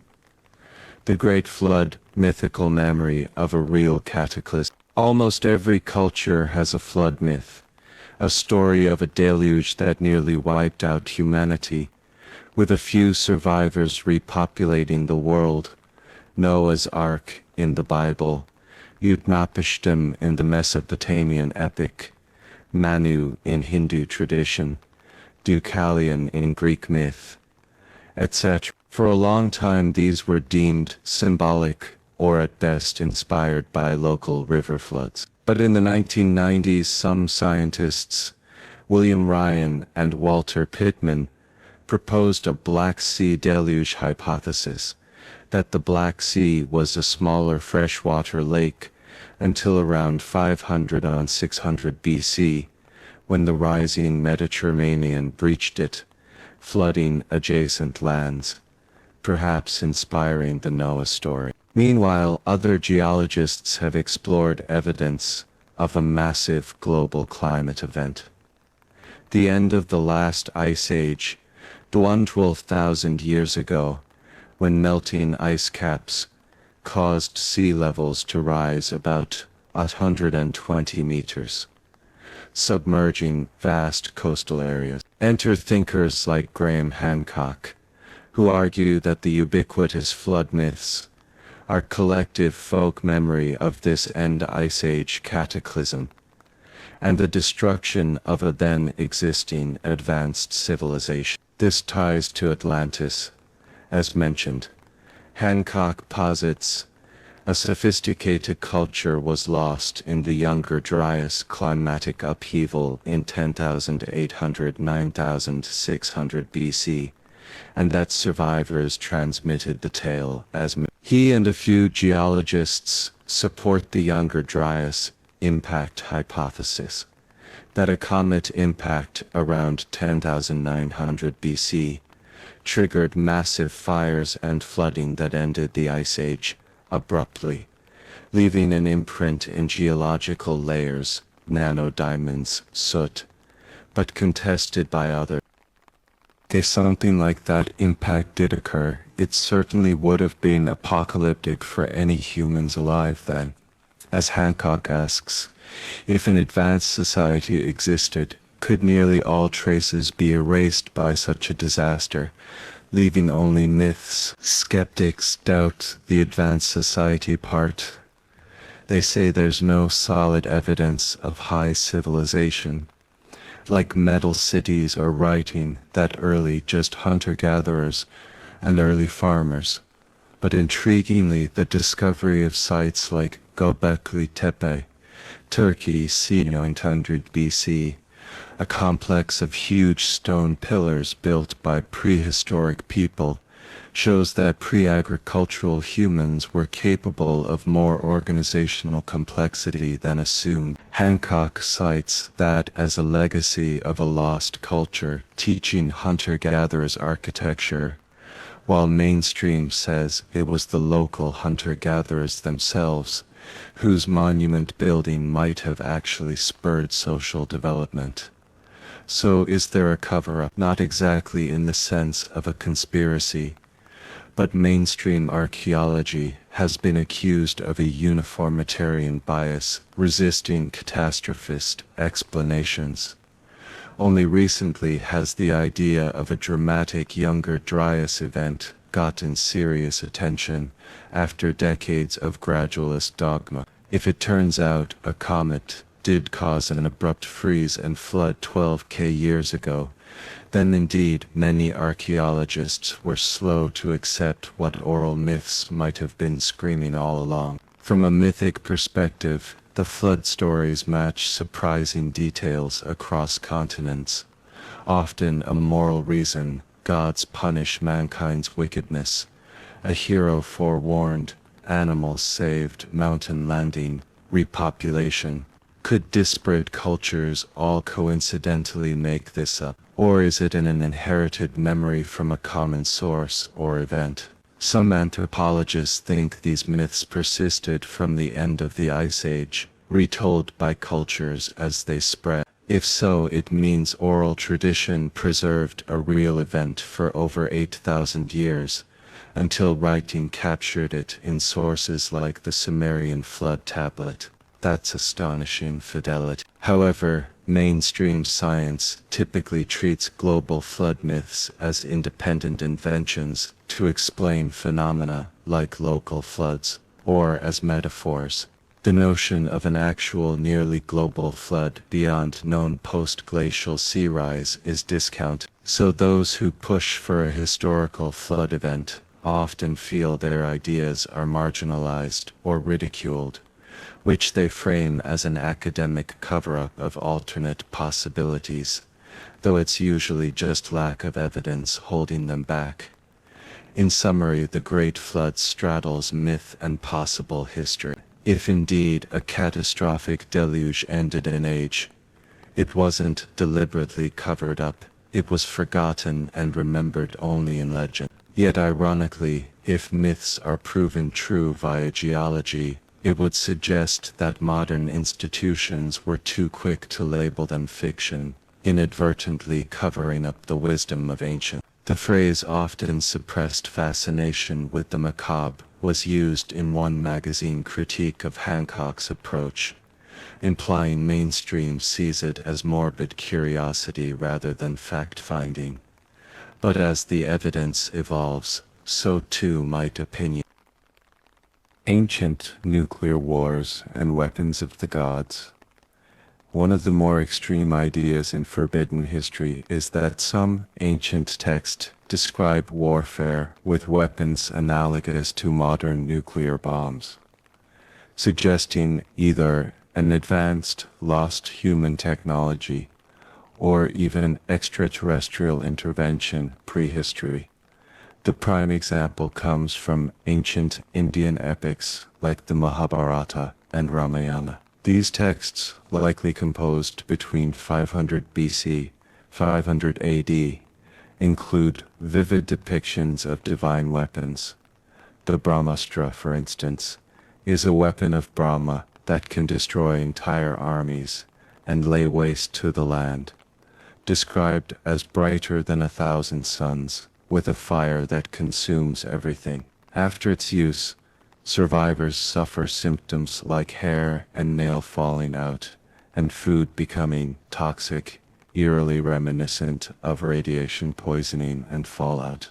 In the epic, the hero's side and enemy exchange celestial weapons, and it's catastrophic, until sages intervene. To a nuclear physicist reading these verses after 1945, the parallels to atomic blasts and aftermath are uncanny. In fact, one of the first to notice was Robert Oppenheimer, father of the atomic bomb, who famously quoted the Bhagavad Gita, "Now I am become death, destroyer of worlds," when seeing the first nuclear test. Oppenheimer, knowledgeable in Sanskrit, was asked in a 1950s interview if the Alamogordo test was the first atomic explosion.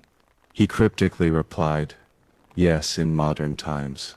Some interpret that as him hinting he believed ancient nuclear war occurred.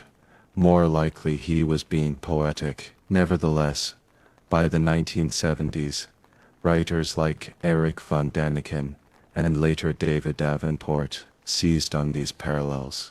Davenport's 1979 book claimed Mohenjo-Daro, an Indus Valley civilization city, CE 2000 BC, was destroyed by an atomic-like blast. He pointed to findings like charred ruins, a layer of vitrified green glass, and skeletons with high radioactivity. Indeed, archaeologists did find 44 skeletons in Mohenjo-Daro streets, giving rise to the idea of a sudden mass death. Some reports, later unverified, said one skeleton had radiation levels 50 times normal. The vitrified pottery and city bricks, melted together at one spot, was interpreted as the epicenter of an explosion reaching 100 BC, akin to an atomic blast's heat. The sand fused to glass, reminiscent of desert glass at atomic test sites. All this was sensational. However, skeptics and subsequent studies offer alternative explanations. Mohenjo-Daro might have been abandoned gradually. The skeletons could be from normal burials, or a massacre by invaders, not all simultaneous. The radioactivity claim is not documented in any scientific report, likely exaggerated. The vitrification could come from accidental fires, or a lightning strike-induced fire, or even a comet fragment, or perhaps a meteoritic airburst. Ironically, a real cosmic event like Tunguska 1908 could cause similar devastation. Notably, a recent hypothesis 2021 by geologist Elizabeth Pillinger suggests a meteor airburst around 2200 BC destroyed the Bronze Age city of Tal el-Hammam, possibly biblical Sodom near the Dead Sea, based on evidence of high-temp destruction and melted materials. This echoes the nuclear war scenario. But natural, if confirmed, it shows an ancient city was indeed leveled by what residents would have perceived as fire from heaven. The Bible's account of Sodom's destruction by brimstone could encode that memory. This would be a case where a myth encoded an actual cosmic disaster. Returning to India, are the epic descriptions memory of some advanced weapon or just imaginative literature? The mainstream view, they are metaphors for divine power. After all, these epics also feature flying vimanas, chariots of the gods, arrows that turn into serpents, etc. Many Hindus see them as allegory or supernatural, not technological. Yet, fringe theorists have speculated for decades that maybe an earlier human civilization or extraterrestrials gave such weapons to warring factions. If a nuclear war happened 3000 BC, it could knock humanity back into a dark age, explaining a cover-up by time. Proponents then point to the archaeological gap in Harappan civilization, or the high radiation at Rajasthan's desert. There is an area near Jodhpur with unexplained radioactivity superficially, but it's more plausibly due to thorium deposits. No academic cover-up exists here, rather a lack of acceptance due to sparse evidence. However, one could argue that these ideas aren't researched seriously, because they're seen as fringe, hence any evidence supporting them is often dismissed outright. For instance, archaeologists long dismissed any unusual finds at Mohenjo-Daro as either natural or irrelevant. It parallels how for years geologists wouldn't entertain asteroid impacts in Earth's history, until the 1980s Alvarez evidence for the dinosaur killer. Institutional inertia can be a form of suppression, albeit not malicious, simply upholding orthodoxy until proof is overwhelming.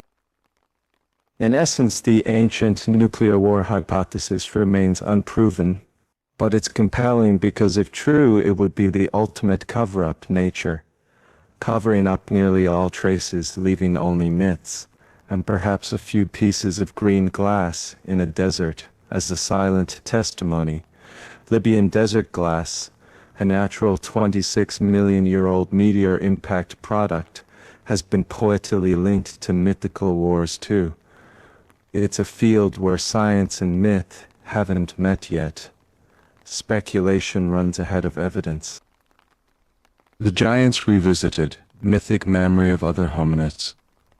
Today, we discussed giants earlier in the context of giant skeleton cover-ups. There is another angle. Could global folklore of giants reflect encounters between Homo sapiens and other hominids? For instance, Neanderthals and Denisovans coexisted with modern humans millennia ago. Denisovans in particular may have been taller. We actually have little skeletal evidence, mostly Dene. Some legends like Bigfoot or the Yeti. Could they be cultural echoes of those populations, or rare relict hominids? This stretches our theme, but it's worth noting. Indigenous legends often speak of giant hairy men or wild people in the forests. While cryptozoology is not mainstream, the idea that memory of other human species lingers in myth is intriguing. Neanderthals were physically robust, and in some regions likely taller than incoming modern humans, which could birth tales of giants. However, thus far, evidence of late surviving distinct hominids beyond Homo sapiens, after 30k years ago, is scant. The discovery of Homo floresiensis, hobbits, tiny hominids in Indonesia, who lived until 50k years ago, shows that our myths of dwarves, or little people, might similarly have roots in cohabitation of different human types. Some local florist legends indeed had ebugogo, small cave-dwelling folk. So perhaps giants versus dwarfs myths hint at past diversity. If any cover-up exists here, it be more nature's cover-up. Lack of evidence and a scientific reluctance to consider folklore in serious hominid research. Yet, scientists are coming around. They now sometimes use myth to guide searches, each Polynesian oral traditions, leading to finding islands that disappeared. The line between myth and history is thinner than we thought. In conclusion of this section, myths like floods, giants, and cosmic weapons may encode real events, cataclysms, coexistence with other species, and may be observations of meteors or comet strikes, interpreted as divine war. For a long time, academia largely ignored these possibilities. Now interdisciplinary approaches show myth can carry data. What was once dismissed as fantasy might hide a collective human memory of traumas and encounters in prehistory. Unraveling those could be seen as uncovering ancient cover-ups, not cover-ups by a group, but by the passage of time and the limits of recorded history. As we weave these strands together, we get a picture of human knowledge repeatedly rising and falling, remembered and forgotten, sometimes intentionally hidden by those in power, other times accidentally lost and mythologized. It leaves us humbly aware that the story of civilization is not a straight line, and large chapters could be missing or distorted. Ancient technology and architectural mysteries. Defying the timeline. Let's delve into one more area that blurs the line between mainstream history and alternative speculation. The impressive ancient technologies and architectural feats that, even today, inspire awe and a fair bit of head-scratching. How did early peoples move multi-ton stones with apparent ease? How did they achieve such precise alignments and cuts with primitive tools? These questions often lead to theories of lost techniques or knowledge, sometimes even invoking anti-gravity, sound, levitation, or help from otherworldly beings. While conventional historians attribute these achievements to human ingenuity and lots of labor, and rightly so for the most part, it's worth examining whether there were tools or methods that have been forgotten, intentionally or not, knowledge that may have existed, but wasn't passed down through the ages. Megalithic marvels. Consider the Great Pyramid of Giza. For millennia it was the tallest man-made structure on Earth. At 136 meters, its construction involved moving and placing some 2.3 million blocks, average 2.5 tons each, with some up to 70 tons in the king's chamber, to a precision of alignment, within 0.5 degrees of true north. The joints between stones can be paper thin. How did the Old Kingdom Egyptians, with copper chisels and no pulleys or wheel, the wheel wasn't widely used in Egyptian construction, achieve this? The orthodox answer: enormous manpower, perhaps 20,000-30,000 workers over 20 years, clever use of ramps, though the exact ramp design is debated, levers and sheer organizational will. There's no need to invoke lasers or aliens. Yet, engineers and scholars still discuss how exactly some aspects were done. For example, the so-called internal ramp theory posits they spiraled upward inside the pyramid. Another theory suggests straight ramps that grew as the pyramid grew. None are universally accepted, leaving a bit of mystery. Alternative thinkers love to point out that no plans or records of pyramid construction survive. Is it possible the Egyptians had a mechanical aid, now lost? Could they have known tricks with counterweights, water buoyancy, or sound?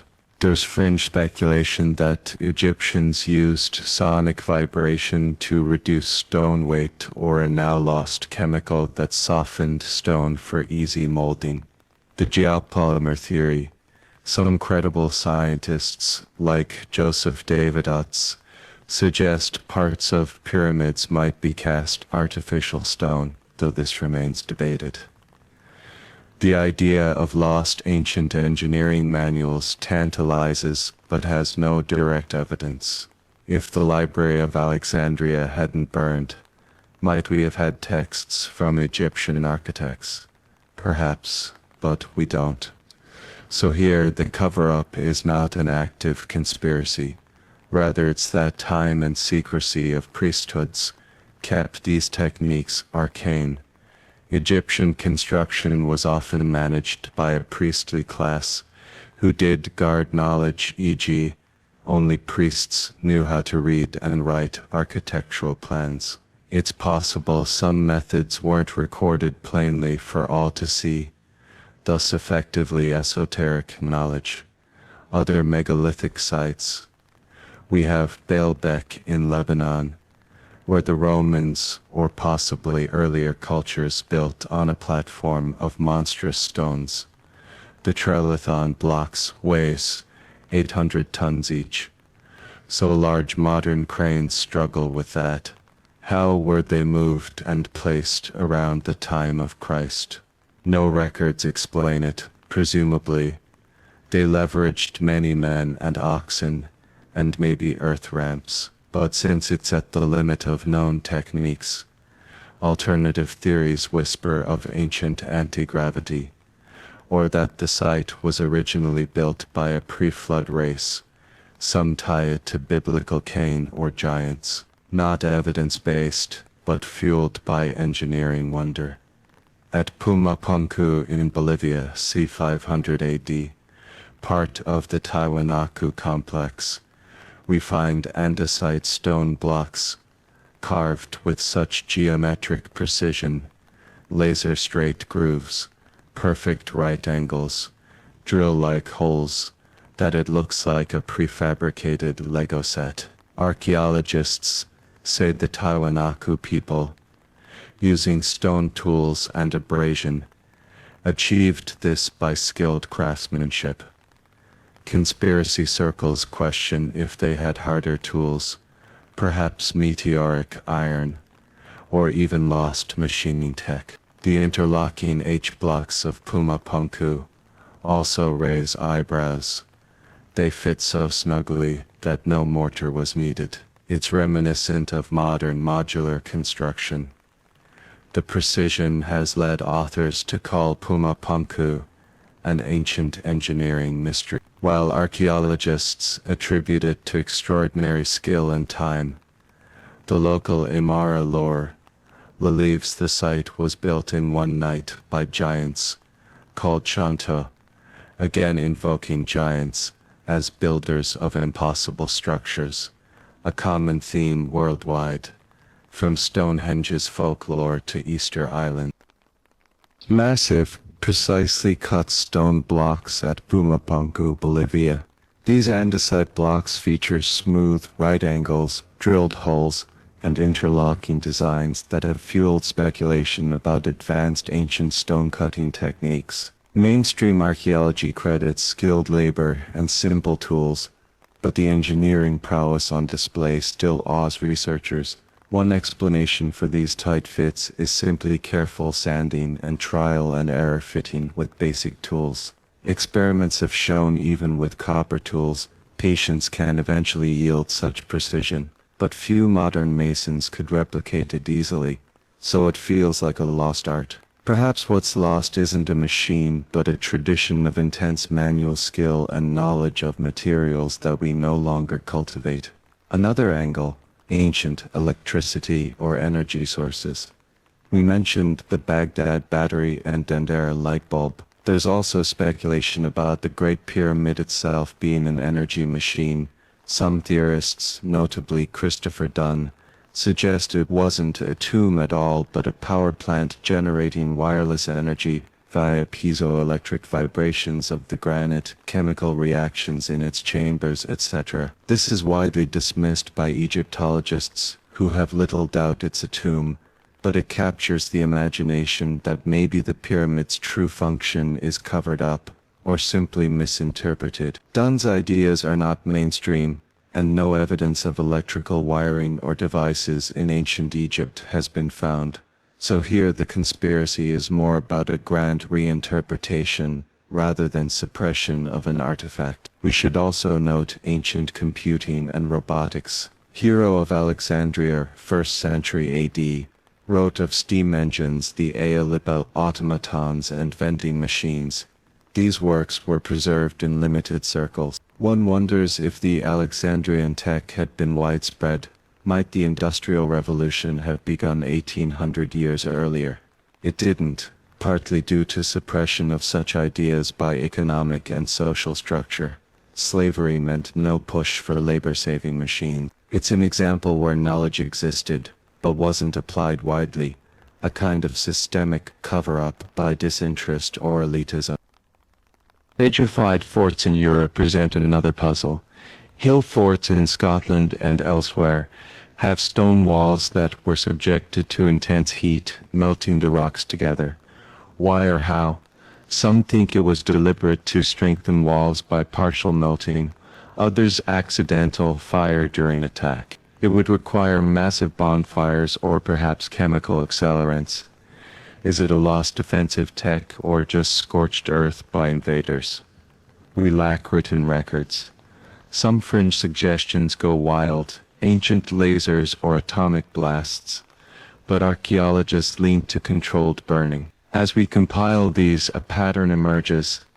It's not that there's a grand series hiding blueprints for anti-gravity machines. Instead, we see ancient people achieving remarkable things with means we find hard to imagine, because we don't see the full context. Over time, certain skills and practices faded. One might say history itself covered up those techniques. The medieval masons who built Gothic cathedrals without modern cranes had tricks, like treadwheel cranes, clever scaffolding, that were not fully recorded in writing either. We reverse engineer them now. So, was there an advanced civilization with machines and high science that got erased? Evidence is scant.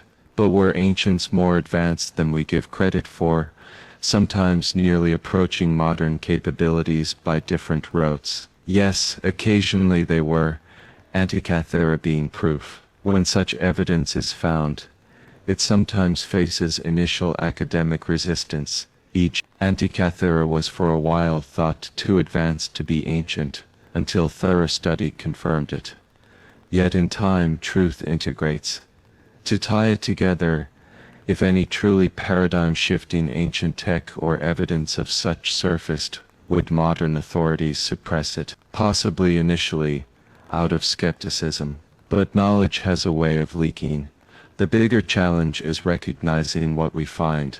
Many ancient inventions may lie in museum storage labeled as cult object, because we don't understand.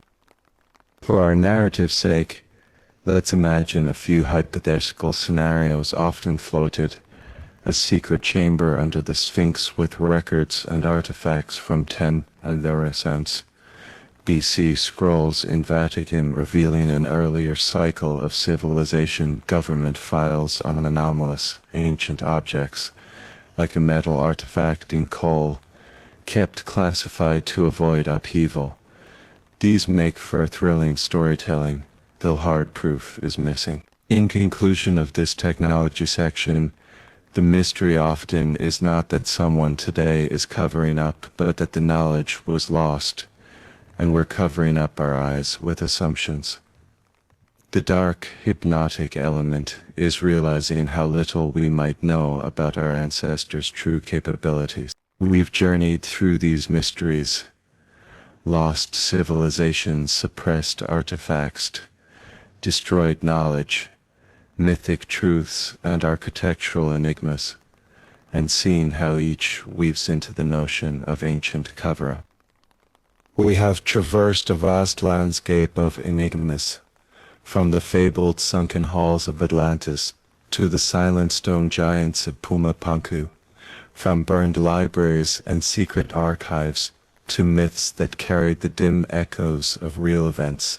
What emerges is a picture of human history as a palimpsest, a manuscript written over and over again, with previous writings erased, but never completely gone.